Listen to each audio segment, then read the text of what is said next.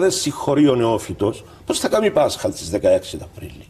Άμα τώρα δεν προσεύχεται για όλα αυτά που θα γίνουν ή που γίνονται, όταν δεν μετέχει στον πόνο των ασθενών, των ναρκωμανών, των ανθρώπων, των αποπροσανατολισμένων, και είμαστε μόνο βερμπαλισμών και ομιλίες και κηρύγματα χωρίς πόνο, χωρίς καρδιά, πώς θα κάνω Πάσχα καλέ, επειδή είναι να κάνω λίγη νηστεία, ή έκαμα νηστεία.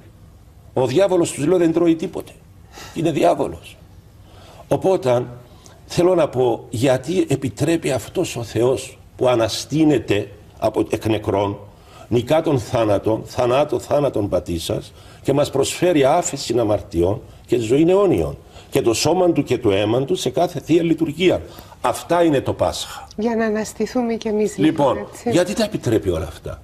Τα επιτρέπει για συγκεκριμένους λόγους. Και θα τα πω. Επειδή κλείνουμε, έτσι αν θέλετε. Θα τα πω αδρομερώς και με φρικτή πραγματικότητα. Όπως την αποκάλυψαν σε συγχρόνους Αγίους ανθρώπους οι Άγιοι του Θεού και η ίδια η Παναγία μας.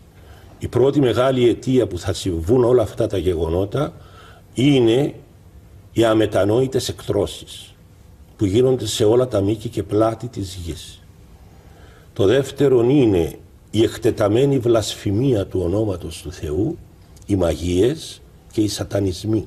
Γίνονται και αυτά. Γίνονται και όχι μόνο στο μικρό μας νησί, σε άλλες περιοχές του πλανήτη, που η Ορθοδοξία δεν έχει αυτή τη δύναμη των πολλών λειτουργιών.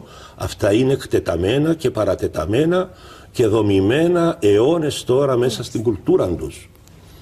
Και το τελευταίο, και ίσως είναι το πιο βαρύ και μας αφορά όλους, είναι τα πολλά σαρκικά αμαρτήματα, τα οποία γίνονται με μη φυσικών τρόπων, τόσο εκτός γάμου όσο και εντός γάμου.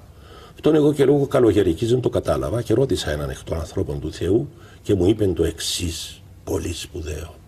Γιατί ο Θεός Δεσπότη μου έγινε άνθρωπος? Γιατί δεν είχε, μου λέει, σώμα, και δανείστηκε σώμα από την Παναγία. Και αυτόν το σώμα, το δικό μας, το έκαμε θεανθρώπινο σώμα.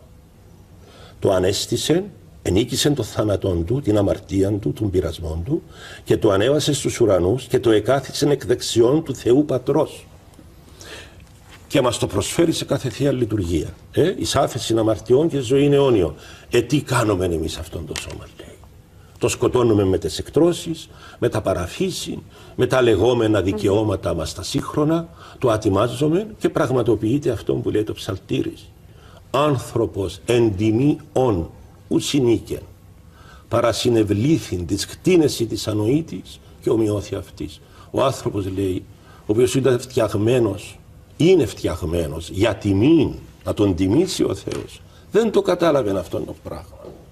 Και αναμίχθηκε, λέει, με τα ζώα και ομοίασε με τα ζώα και έχασε την τιμή του.